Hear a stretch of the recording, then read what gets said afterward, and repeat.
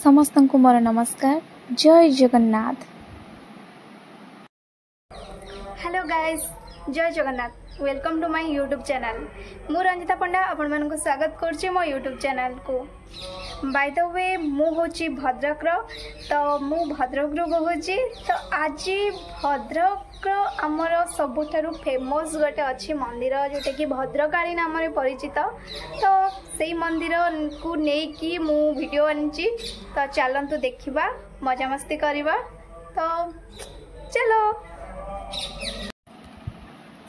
Finally आमे बाहरी पड़लु वर्तमान माँ भद्रकालींकर मंदिर। माँ भद्रकाली मंदिर जहाँकि भद्रकर आहारपदा ग्राम रे सालंदी नदी कूल रे अवस्थित, जहाँकि खंडातड़ा पंचायत रे मध्य जाए।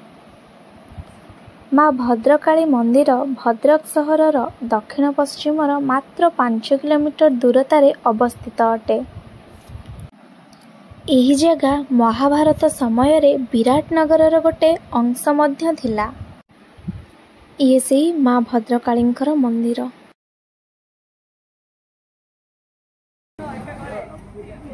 एटा होची माँ भद्रकालींकर पीठ, जोठी को मु आपण मानक आनिया पे चाहूँगी। देखंतु एटा होची तार पिक पॉइंटा, जोटे कि हमर स्टार्टिंग।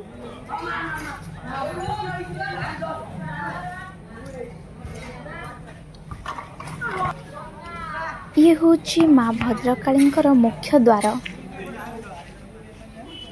आसंतु मंदिर भीतर को जिबा, मंदिर परिसर विषय रे किछि कथा जानिबा।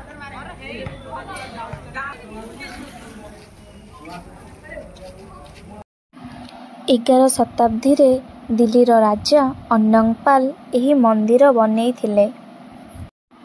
राजा विराट माँ भद्रकाली को निजर कुलदेवी रूपे मानुथिले। माँ भद्रकाली भूया वंशर मध्य कुलदेवी थिले। 1968 रे माँ भद्रकाली मूर्ति चोरी हो जाइथिला, किंतु से मूर्ति को स्थानीय लोक माने पाइकी पुणी पुनर्स्थापित करथिले।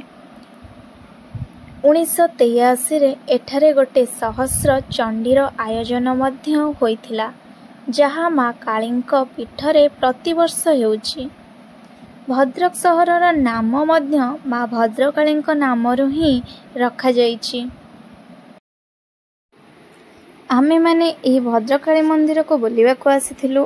आम मानकु तो एही मंदिरर परिसर बहुत ही भल लागिला, बहुत किछि जानिया पई पाइलु।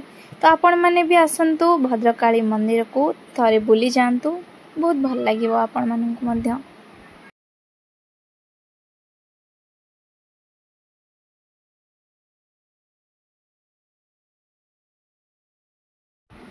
एही भद्रकालींकर पीठ को दुर्गा माधव पीठ मध्य कुआ जाय थाए। एही पीठ दुर्गा माधव पीठ नाम रे मध्य परिचित अटे। माँ भद्रकाली को छाड़ीदेले एठारे नवग्रह देवादेवी मध्य पूजित हुअन्ति।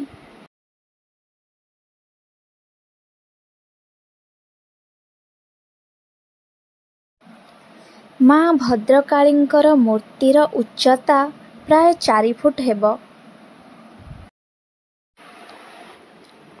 एही माँ भद्रकालींकर पीठ एवं एही भद्रकालींक मंदिरर कारुकार्य मध्य खूब दर्शनीय अटे।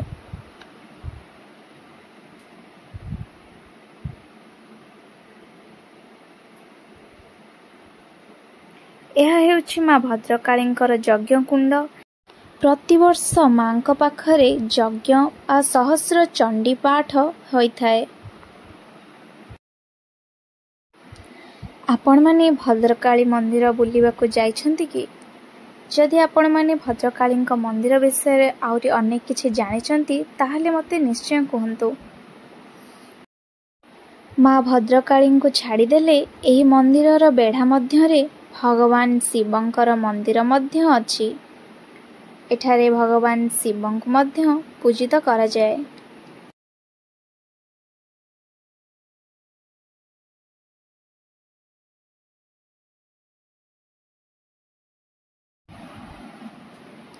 एवं महाप्रभु जगन्नाथंकर मंदिर मध्य ଏଠାରେ ରହିଅଛି।